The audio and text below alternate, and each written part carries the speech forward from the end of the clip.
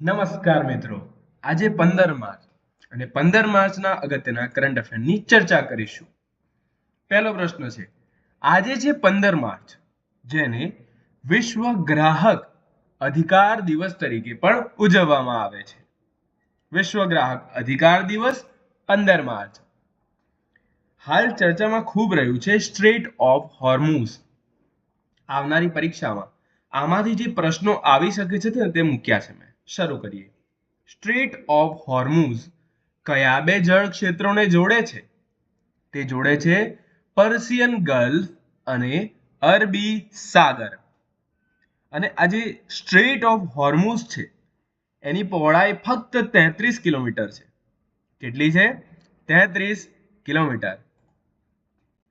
આપણા માટે, ચીન માટે, જાપાન અને દક્ષિણ કોરિયા માટે ખૂબ મહત્વનું છે. હવે અહીંથી આવી શકતો બીજો પ્રશ્ન કે સ્ટ્રેટ ઓફ હોર્મુઝ કયા બે દેશોની વચ્ચે આવેલું છે? તે આવેલું છે ઈરાન અને ઓમાન વચ્ચે. કોની કોની વચ્ચે?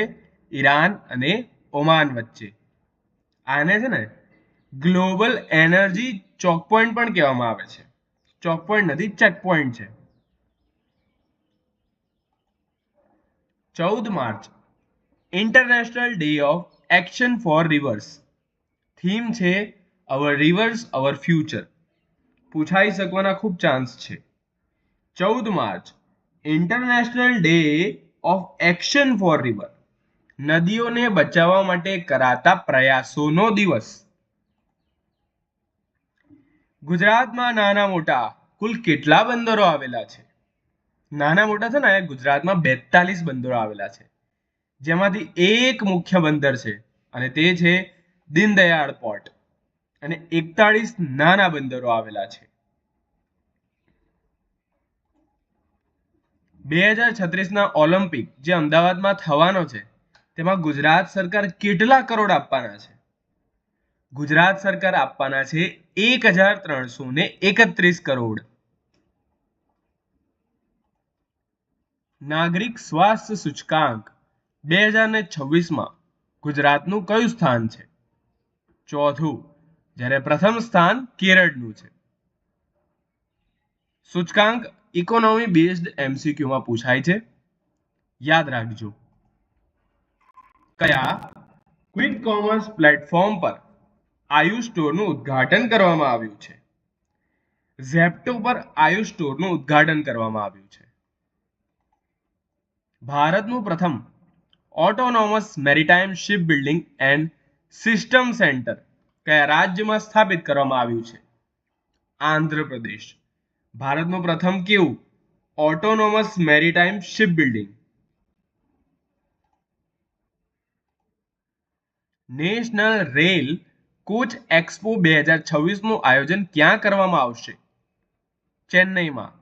રેલ કોચ એક્સપો ચેન્નઈ, યાદ રાખજો.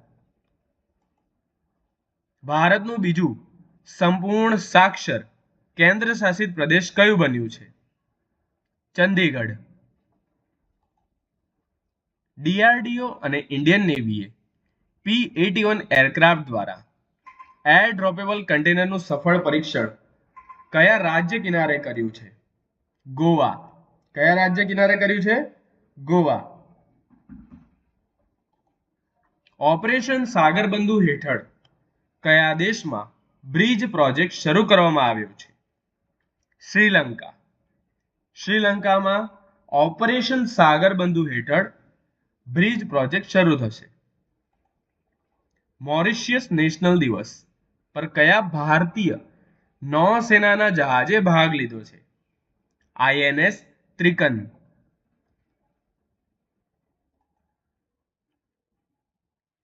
કવચ 40 કયા પ્રકારની સુરક્ષા સિસ્ટમ છે? Automatic train protection system.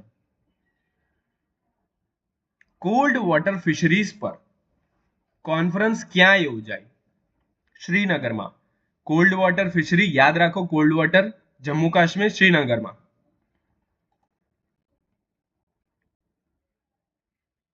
મુખ્યમંત્રી મવાન ધ્યાન સતિકાર યોજના ક્યાં લોન્ચ કરી? ભાજપમાં. અને નીચે જુઓ 1000 દરેક મહિલાને આપવામાં આવશે અને SC મહિલાને 1500 આપવામાં આવશે. ડિજિટલ પેમેન્ટ અવેરનેસ વીક કોણ આયોજન કરે છે? RBI. આ હતા આજના ઇમ્પોર્ટન્ટ પ્રશ્નો.